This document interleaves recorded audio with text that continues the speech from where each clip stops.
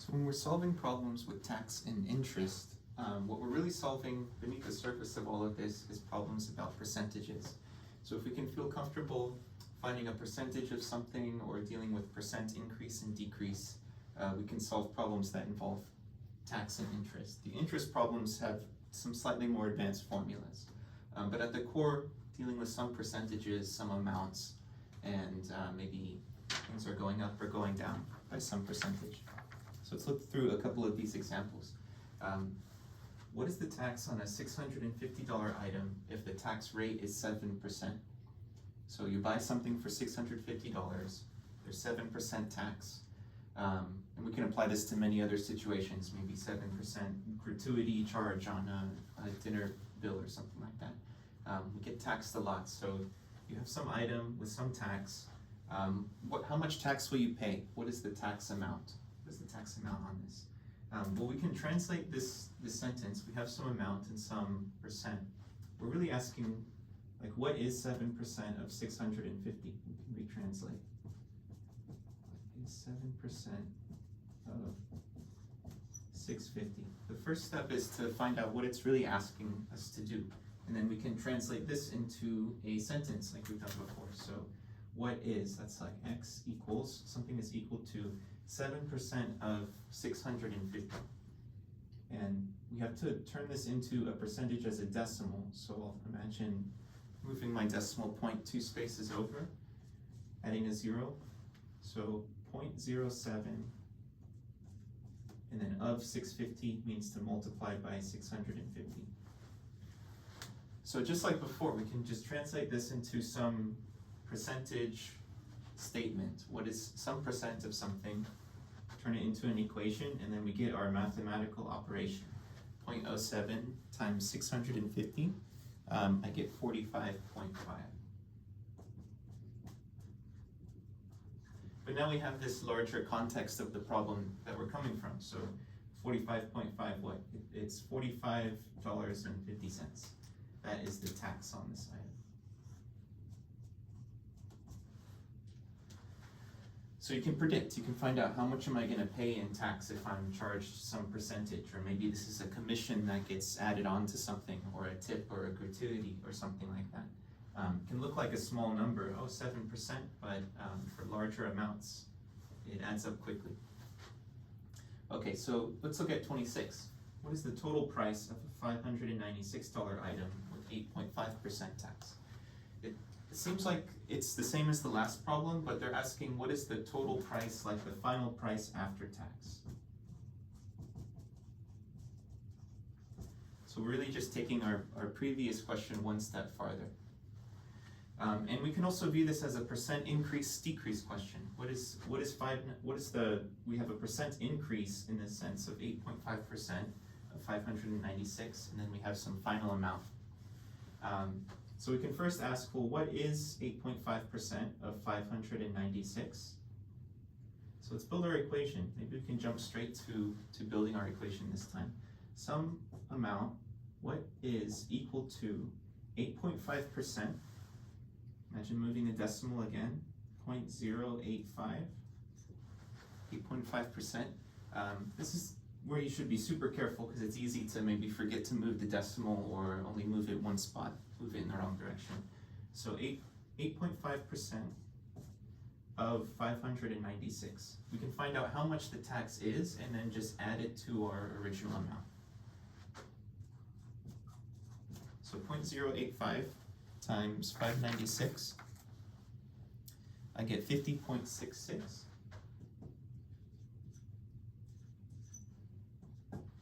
And I have to be careful not to stop here. This is like where we got with our last one. This is our tax amount. But we want the total price after tax. So we can even make a little equation. The total price is the, what should we call it? The original price, I suppose. Original price. Plus our tax. Or in our language from last time, our new amount is the old amount plus the amount of increase. We just have it specifically as tax now in this situation. So our total price should be our original price of 596 plus the tax amount, 50.66.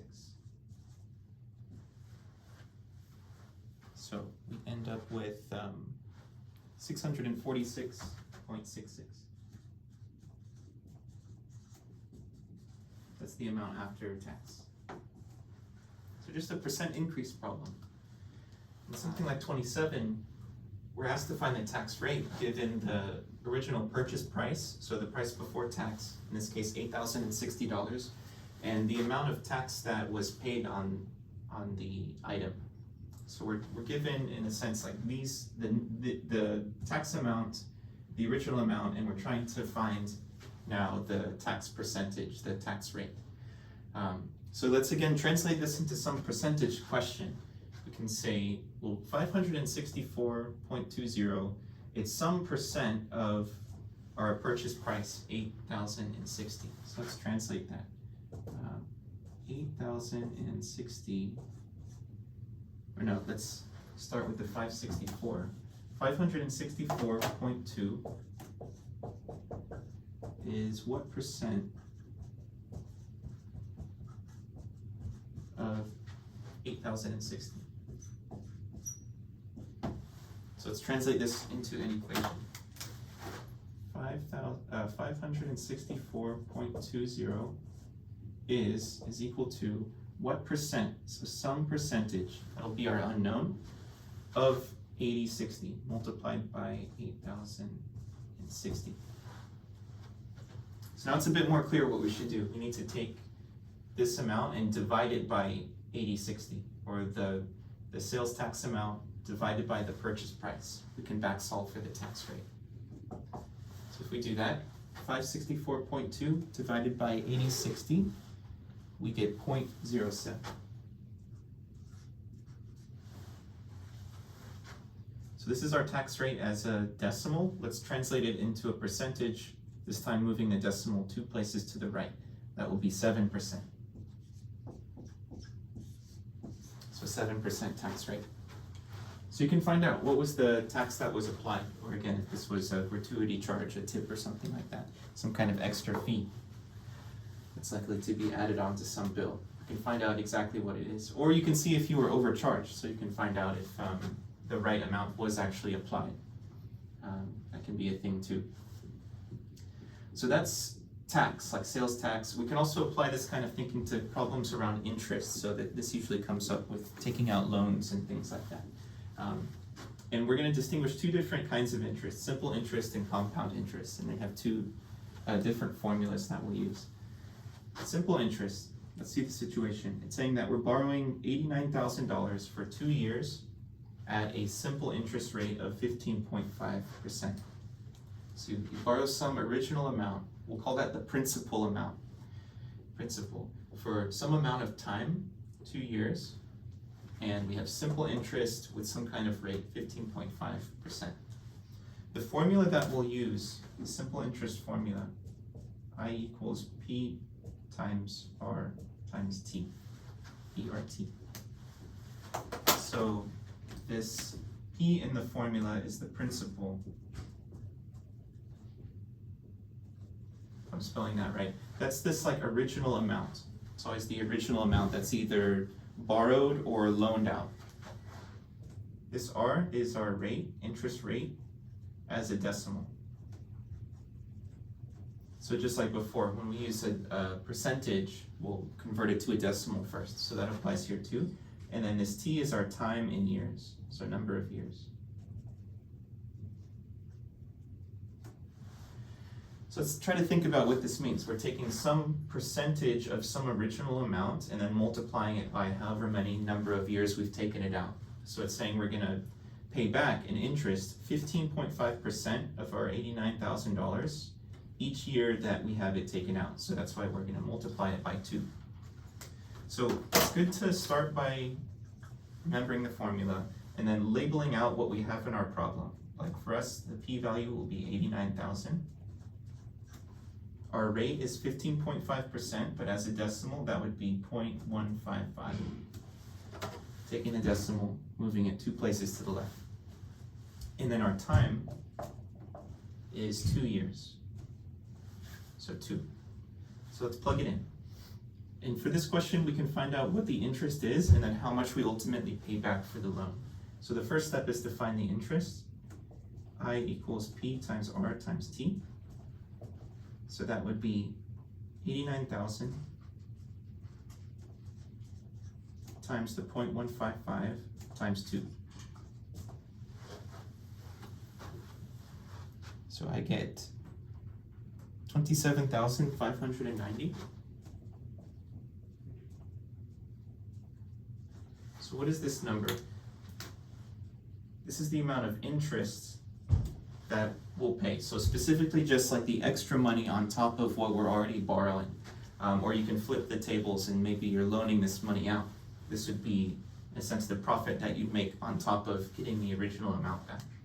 So to find out the total amount that we would have to pay back if we're borrowing this amount, think of it again like a percent increase and decrease. We'll take our original amount plus the amount of increase. So, and say total would be 89,000 plus what we just found, 27,590. Notice that's a pretty large chunk. For our original amount, I get 116,590.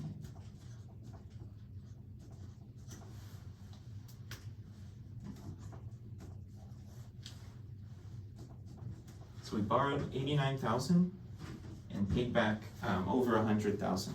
And that's a simple interest rate. Usually the rates are more complex. If you ever want to see something interesting, look at the amount of interest paid on a mortgage for a home, a large sum borrowed. The amount of pure interest will be surprising. 41 is compound interest. So simple interest uses this formula. And the question should give you some indication. It's a simple interest rate. It should give you an indication of questions that involve compound interest require a formula that's a little bit more complex. Let's take a look at it first. A equals P times 1 plus R over N to the power of N times T. So a little more complicated, and let's look at each of these terms. So for the compound interest formula, what you find in the end is the total amount. So like what we found at the end of this last question, the total amount like plus the interest. It doesn't give you just the interest that is accumulated. So that's one initial key difference between these two formulas. This gives you the interest, this is the total amount. They share some common terms. This is the principal again, so some initial amount, principal. 1 plus R over N. The R is our rate again as a decimal. This N is a new value, and we'll call this the number of compounding periods.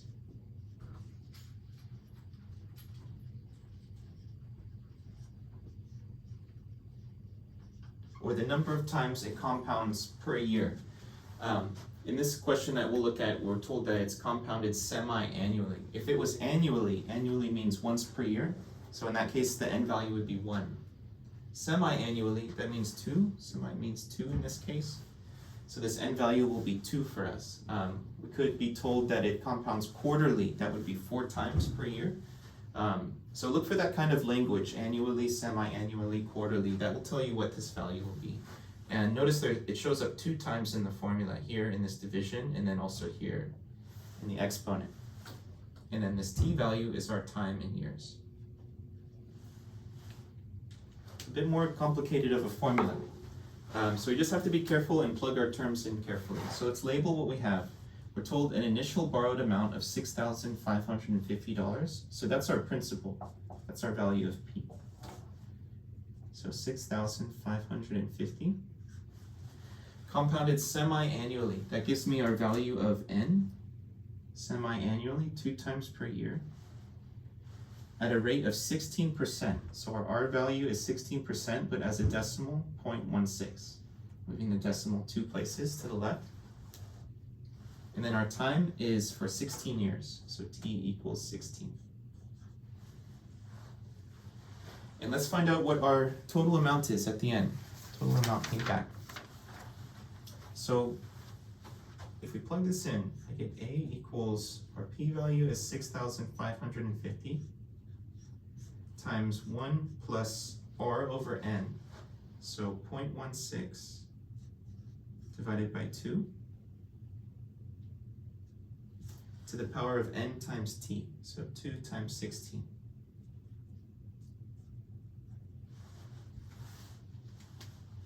So we have it all set up, and it's worth double checking, is everything in the right place? But then the question is, how do we calculate this? How do we plug this into our calculator?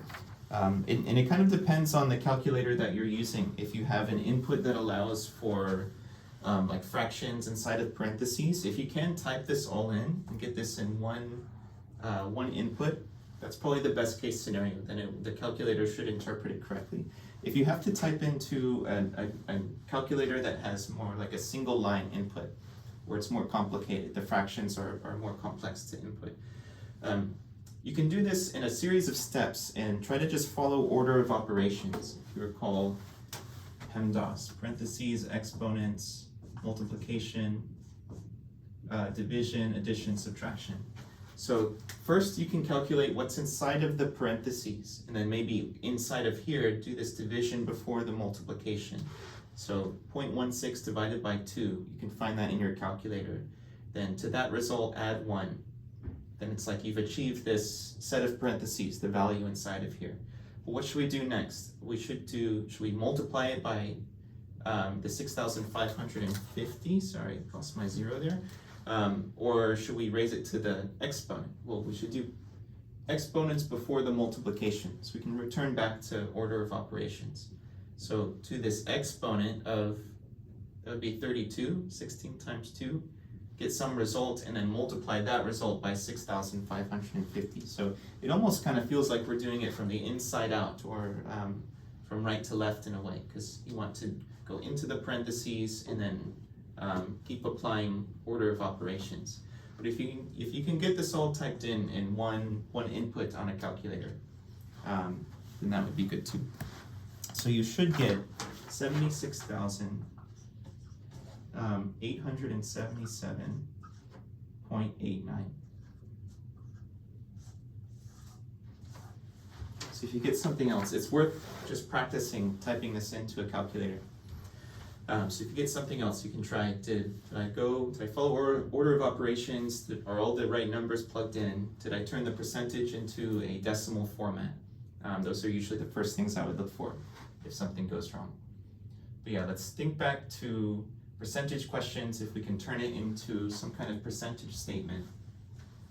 And then if it involves interest, are we using the correct formula? Is it simple interest or compound interest? And have we plugged everything in